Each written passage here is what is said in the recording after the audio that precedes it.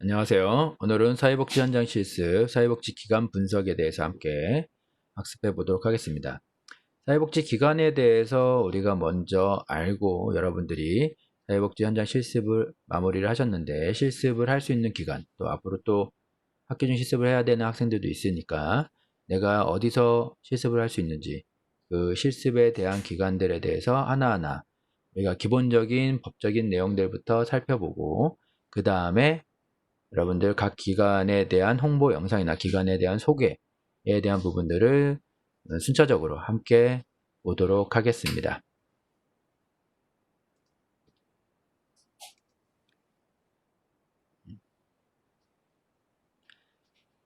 사회복지 현장 실습, 사회복지 기관 분석. 그러니까 사회복지 실습 기관의 자격을 지난 시간에도 한번 언급은 했지만은 사회복지사업법의 제2조에 의해 사회복지 사업을 수행하는 사회복지 사업을 행하는 시설 및 법인 등의 기관으로서 사회복지 현장 실습을 수행할 수 있는 생활시설, 이용시설, 단체, 법인 등으로 우리가 이야기를 하고 있습니다. 그래서 자격이 있는 실습 지도자가 있는 기관, 사회복지사 1급 자격증 소지 후 3년 이상 또는 사회복지사 2급 자격증 소지 후 5년 이상 사회복지 사업에 실무 경험이 있는 자입니다. 이건 지난 시간에 다 우리가 같이 배운 내용들이니까 특별한 어려움은 없을 거고요.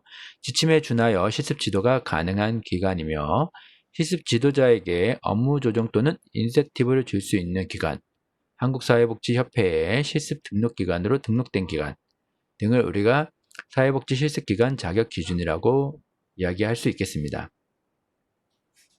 그래서 우리가 사회복지 현장 실습 기관 선정 시 고려해야 할 사항들은 선수 과목의 이수 현황을 확인하고 실습 기관의 성격에 따라 관련 국과목 이수를 요구하기도 한다는 겁니다.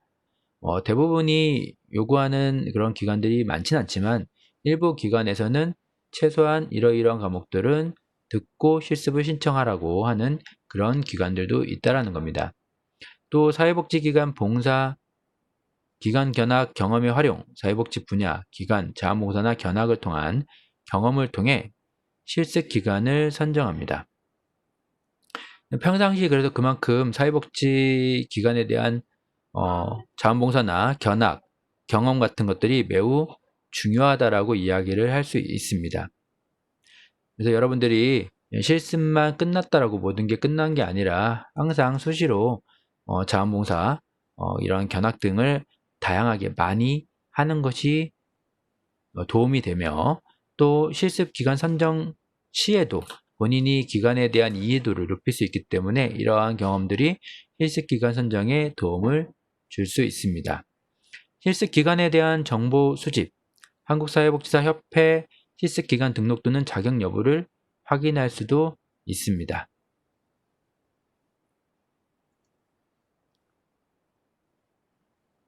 그래서 사회복지 현장 실습 기간 종류로는 우리가 1차 현장과 2차 현장이 있을 수 있다고 했고 1차는 복지관 등 우리가 직접적인 사회복지 서비스를 제공하는 기관을 이야기하며 2차는 병원 등 간접 서비스를 제공하는 것을 이야기한다라고 언급을 했었습니다. 생활시설과 이용시설로 우리가 구분을 하기도 하고 주야간보호 같은 경우에는 우리가 지역아동센터도 그렇고 이용시설이고 복지관도 이용시설에 포함이 됩니다. 여러분들이 또 요양원이라든가 양로원 같은 경우에는 생활시설, 또 장애인, 노인 이런 생활시설들이 있기 때문에 내가 실습을 하는 곳이 생활시설인지 아니면은 이용시설인지 구분을 하시면 좋겠죠. 또 서비스 기관과 행정기관, 직접 서비스와 간접 서비스. 1차냐, 2차냐에 대한 부분들과 유사한 이야기인데 직접 서비스를 하느냐, 행정적인 도움만 주느냐라는 부분인데 클라이언트 직접 부딪히는 것도 직접 서비스이기 때문에 1차 기관하고 직접 서비스를 같이 우리가 묶어서 이야기하기도 하는데 또 현장으로 구분하고 기관과 행정 업무로 구분하기 위해서 이렇게 나누는 경우도 있습니다. 중요한 건 아니고요. 또 여러분들 비정부기구, NGO 등 비영리 민간단체 등에서 여러분들이 또 실습을 하는 경우도 있기 때문에 어디서 실습을 하는지 본인이 실습을 하는 기관 종류에 대해서도 최소한 여러분들 정확하게 이해를 하고 있는 게 좋겠습니다. 이런 기관의 종류는 어디에서 우리가 구분을 하느냐?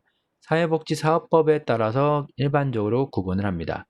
사회복지사업법에 따른 사회복지기관의 종류를 보면은 사회복지사업법 제2조의 대표적인 사회복지기관은 다음과 같다라고 이제 이야기를 하는데, 국민기초생활보장법에 의한 공공기관과 자활센터.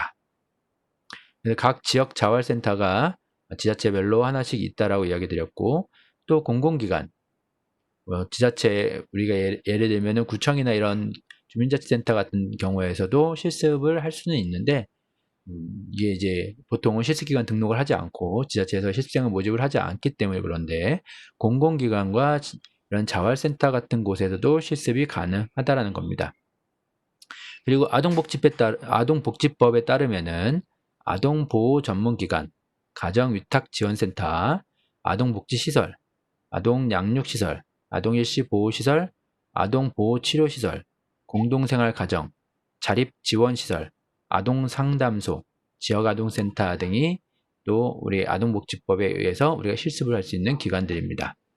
그래서 아동양육시설, 아동일시보호시설, 보호치료시설, 공동생활가정, 자립지원시설, 아동상담소, 여러분들이 또 많이 이용하는 지역아동센터, 많이 또 실습도 하는 곳이죠. 이런 곳들이 있지만 이곳들이 다 무조건 실습이 가능한 건 아니고, 실습이 가능한 기관인데 이런 기관들 중에서 앞에서 우리가 이야기했던 실습기관으로 등록이 된 기관에 한해서만 실습을 할 수가 있습니다.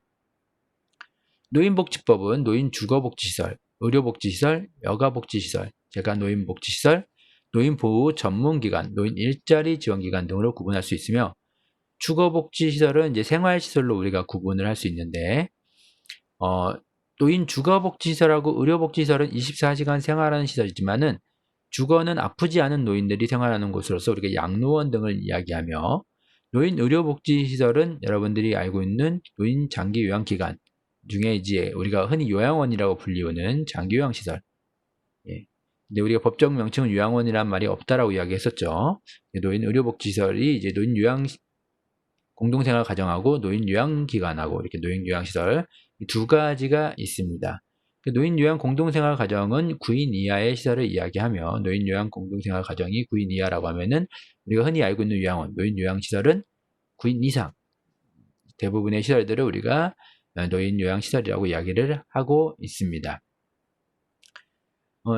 노인 여가복지시설 같은 경우에는 복지관들을 우리가 이야기할 수가 있고, 아프지 않은 노인들이 이용하는 시설이 여가복지시설이고, 아픈 노인들이 이용하는 시설이 재가노인복지시설입니다. 그래서 여가복지시설 같은 경우에는 복지관처럼 아프지 않은 노인들이 이제 이용을 하면서 이제 여가를 즐기는 이런 시설들을 이야기할 수 있습니다.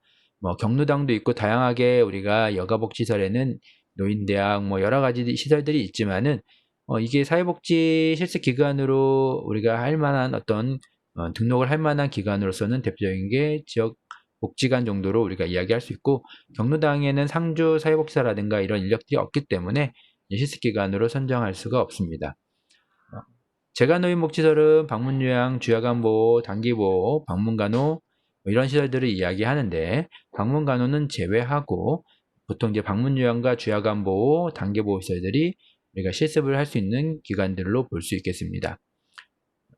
노인보호 전문기관, 또 노인 일자리 지원기관들도 실습을 할 수 있는 기관들로 우리가 볼 수 있습니다. 장애인복지법에 보면은 장애인 복지시설, 장애인 거주시설, 장애인 지역사회 재활시설, 장애인 직업재활시설, 장애인 의료재활시설 등이 있는데, 이 구분도 여러분들이 장애인복지법에 보면은 다 자세히 나와 있는 부분들인데, 이런 장애인복지시설에서도 우리가 실습을 다양하게 할 수가 있습니다. 장애인도 거주시설이 있고, 노인들과 마찬가지로 그다음에 우리가 또 이용시설이 있는데, 또 장애인은 약간 다른 시설하고 다른 것 중에 하나가 재활시설 중심의 이런 시설들이 많이 있다는 겁니다. 장애인들의 재활치료 등을 목적으로 하는 재활시설, 또 한부모 가족지원법에 의해서 한부모 가족복지시설, 모자 가족복지시설, 부자 가족복지시설, 또 미혼모 가족복지시설, 일시지원복지시설, 한부모 가족복지상담소 등으로 우리가 이야기를 할 수 있겠습니다. 그래서 이처럼 우리가 다양한 기관들에 대해서 우리가 지금 이야기하는 것처럼 다양한 우리 시설들이 실습을 할 수 있는 기관들로 사회복지사업법에 등록이 되어 있습니다. 그 외에도 성매매 방지 및 피해자 보호 등에 관한 법률로 성매매 피해자 등을 위한 지원시설, 일반 지원시설, 청소년 지원시설, 외국인 지원시설, 자립지원 공동생활가정, 공동생활시설, 여러분들이 알고 있는 시설보다 훨씬 더 다양하게 지금 실습을 할 수 있는 기관들이 그 사회복지사업법에 종류가 나와 있죠. 유형이.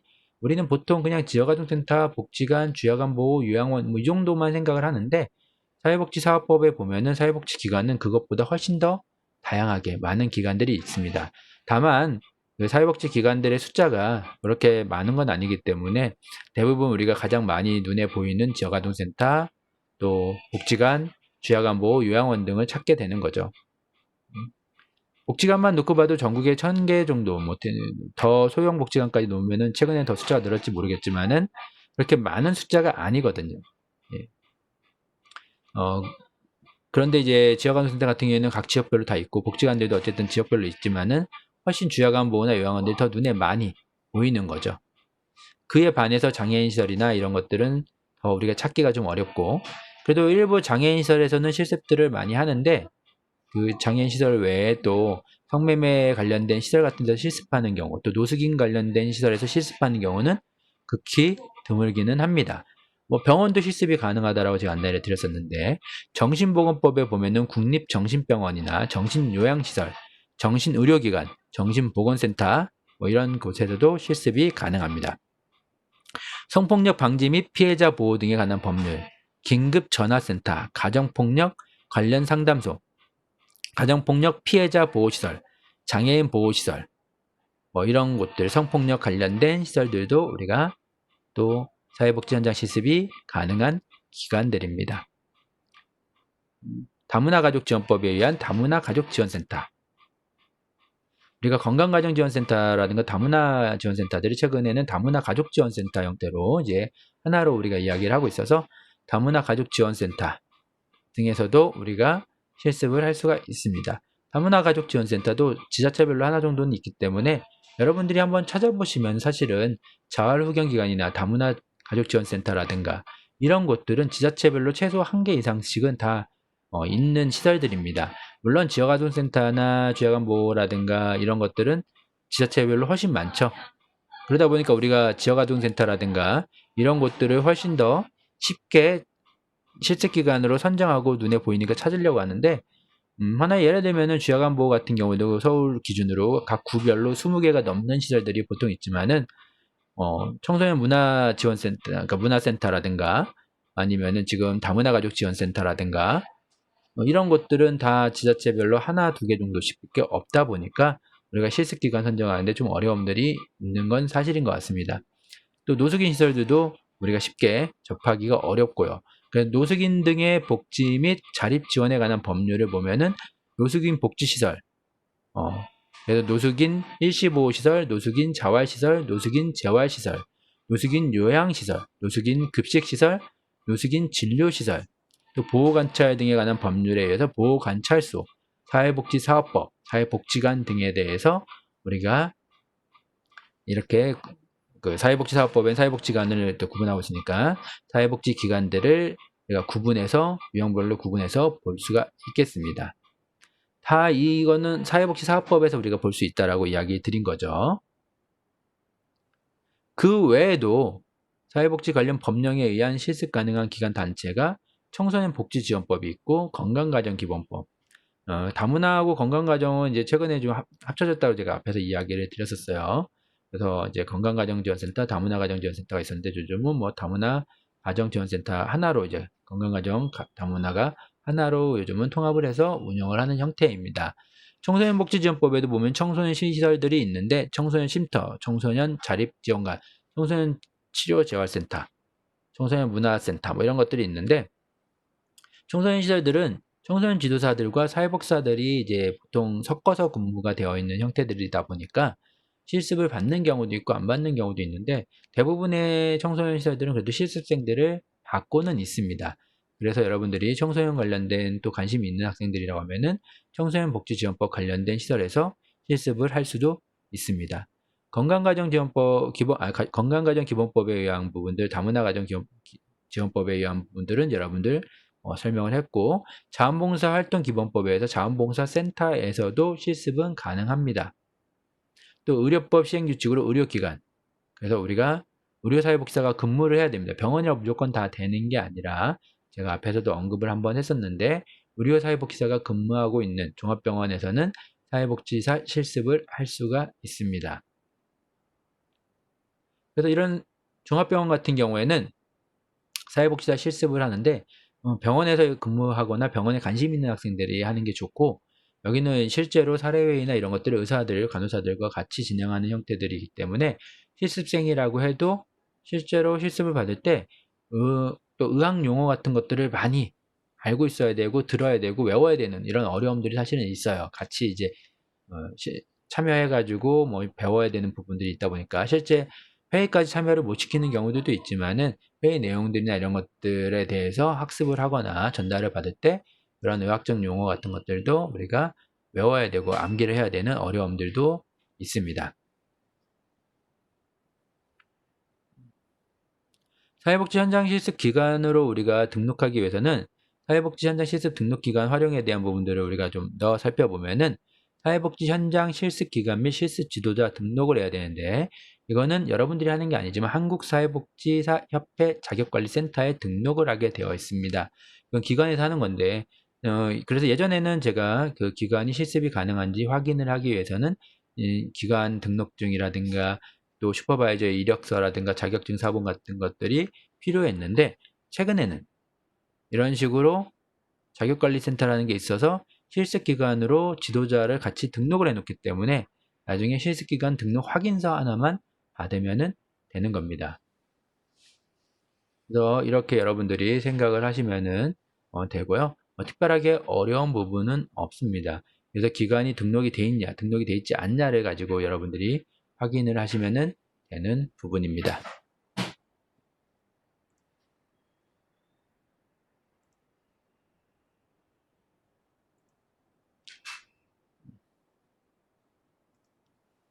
그래서 간단하게 여러분들 사회복지사업법에 나와 있는 내용들을 가지고 실습 기간에 대한 안내를 간단하게 드렸는데, 여러분들 우리가 흔히 가장 지역에서 쉽게 구할 수 있는 사회복지 현장 실습 기간으로는 여러분들 많이 아는 지역 복지관들, 복지관의 종류에는 또 여러분들 조금 더 부연 설명을 드리면은 복지관은 종합복지관이 있고 단종복지관이 있습니다.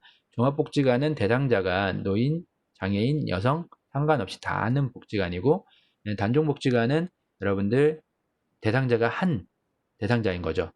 그러니까 장애인 복지관, 노인 복지관, 아동복지관 뭐 이런 식으로. 그런데 우리나라에서 단종복지관은 주로 노인복지관하고 장애인복지관이 대부분을 차지하고 있고, 아동복지관은 전국에 그 숫자를 셀 수 있을 정도로 매우 극소수 적은 숫자만이 지금 운영이 되고 있고요. 그 외에는 뭐 대상으로 하는 그 복지관들은 많지는 않습니다. 그래서 참고로 여러분들이 그 정도로 아시면 될 것 같고요. 그래서 복지관 같은 경우에는 여러분들 그 장점이 아무래도 뭐가 있을까요? 다양한 것들을 다 한 번에 배울 수 있다는 장점들을 갖고 있죠. 팀제로 운영이 되고 있기 때문에 여러분들 다양한 것들을 한 번에 학습을 할 수가 있고, 또 다양한 실습 경험들을 할 수 있다는 장점들을 가지고 있습니다. 그래서 복지관들은 보통 실습 시간을 이전에도 160시간 이상으로 원래 설정을 해서 실습을 하는 경우들이 많이 있었습니다. 하지만 복지관도 각 지역별로 종합복지관 한두 개, 지역사회 뭐 단종복지관 한두 개, 최근에는 조금 더 소규모 복지관들이 늘어나서 복지관 숫자가 조금 더 늘어나긴 했는데, 그래도 뭐 10개가 넘지 않는 선에서 보통 있는 것 같아요. 그래서 이제 여러분들이 복지관은 또 쉽게 실습조차도 들어가기가 어려운 경우들이 많아서 우리가 이제 단독시설들을 많이 실습기관으로 선정을 하는 경우들이 많이 있습니다. 이런 단독시설들은 또 뭐가 있을까요? 하나의 사업만 하는 시설을 이제 단독시설이라고 우리가 이야기할 수 있는데, 일반적으로 가장 대표적으로 여러분들이 많이 찾는 기관들이 지역아동센터죠. 지역아동센터는 아이들, 우리 지역사회에서 취약계층의 아이들, 대부분은 이제 취약계층, 일반 아동들도 이용할 수 있지만은 취약계층의 아이들을 우선적으로 보호 및 학습 지원을 하는 이러한 곳들을 우리가 지역아동센터라고 합니다. 지역아동센터는 정부 지원 자체가 매우 좀 사회복지기관 중에서도 열악한 편에 속하기 때문에 실제로 우리가 실습을 할 때도 그런 어려움들을 많이 우리가 경험할 수가 있고, 그러다 보니까 실습에 대한 내용들도 여러분들이 하다 보면은 복지관하고도 좀 이렇게 내용들이 많이 다른 그런 부분들을 느낄 수 있게 됩니다. 그래서 여러분들 이제 이후에 제가 각 기관에 대한 복지관부터 지역아동센터, 주야간보, 요양원 이런 소개하는 영상들을 보여드릴 거예요. 여러분들은 하나의 기관에서만 실습을 하셨는데 하나의 기관이 아닌 이런 다양한 기관에서 원래는 이제 실습을 할 수 있으면 좋겠지만 그렇게 못 하잖아요. 그래서 우리가 세미나를 통해서 다른 기관에서 실습한 학생들의 내용을 듣고 저런 기관도 있구나 라고 이해를 하셔야 되는데 지금은 그러지 못하기 때문에 기관에 대한 홍보 영상 등을 보면서 여러분들이 실습하지 않은 다른 기관들은 이런 기관들이 있구나 라는 것들을 간접적으로 여러분들이 경험하시면 좋을 것 같습니다. 또한 내가 실습한 기관에 대한 소개도 내가 알고 있는 것과 맞는지 일치하는지 다시 한번 확인을 할 수 있는 시간이 될 거라고 생각이 됩니다. 지역아동센터는 취약계층 아동들을 대상으로 하는 거고, 그 외에 또 우리가 최근에 노인을 대상으로 하는 시설들이 많아지다 보니까 노인 주야간보나 요양원에서 실습을 하시는 경우들이 많아지고 있습니다. 앞으로는 이제 노인이 장기요양기관 중에서는 사회복지시설로 등록되어 있는 기관이 아니면 실습을 하기가 좀 어려워질 수 있습니다. 그래서 이제 장기요양 기간 중에서는 좀 구분을 앞으로는 좀 하고자 하는 부분이 있는데, 이거는 추후 문제고, 현재 여러분이 실습한 기관이 사회복지 실습기관 등록이 되어 있다라고 하면은 어떠한 문제도 없으니까 참고만 하시면 될 것 같고요. 주야간보는 일상생활을 혼자서 영위할 수 없는 노인들이 낮 동안에 와서 아침에 모시고 와서 저녁에 모셔다 드리는 이러한 서비스를 제공하는 곳이고, 요양원은 말 그대로 24시간 365일 생활하는 시설들을 이야기하는 겁니다. 그 외에 또 여러분들이 실습을 또 많이 하는, 가장 그나마 쉽게 접근하면서 많이 하는 곳 중에 하나가 장애인 공동작업장에서 실습을 또 하는 학생들이 많이 있습니다. 장애인 공동작업장은 장애인들이 같이 모여서 장애인 스스로 어떤 취업활동이라든가 생산활동을 하기가 어렵기 때문에 지도를 하면서 공동작업장, 단순작업이든 아니면은 최근에는 단순작업뿐만 아니라 그러니까 포장작업이라든가 이런 걸 넘어서 그 외에 기타 조금 더 3D 프린터를 개발해서 만드는 제가 그런 장애인 공동작업장도 한번 가본 적이 있고요. 그런 곳에서 여러분들이 이제 실습을 또 할 수가 있습니다. 그래서 이런 곳에서도 실습을 할 수가 있다는 거. 그리고 최근에는 우리가 노인 또 실버 복지센터라고 해가지고 장애인 공동작업장처럼 노인 일자리 사업, 우리가 공공근로 노인 일자리 사업에 대한 센터들이 또 서울 중심으로 해서 생기고 있습니다. 이런 곳들도 실습생들을 모집을 하고 있어서 실습 및 또 여러분들이 이 실습 기간에서 실습이 매우 중요한 게 실습을 잘하고 나중에 연계가 돼서 실제로 취업까지도 이어지는 사례들이 많이 있기 때문에 실습을 우리가 사실은 많이 신경을 쓰고 열심히 해야 되는 부분입니다. 또한 실습이 끝났다고 해서 그것으로 끝나는 것이 아니라 실습 이후에는 내가 지금 실습한 그런 기간의 유형에 앞으로 취업을 하겠다는 생각이 있으면은 지속적인 자원봉사 활동도 필요하다고 봅니다. 그렇게 할 때 여러분들이 자원봉사 활동을 지속적으로 할 때 여러분들이 추후에 취업을 하는 데 있어서도 도움이 될 수 있습니다.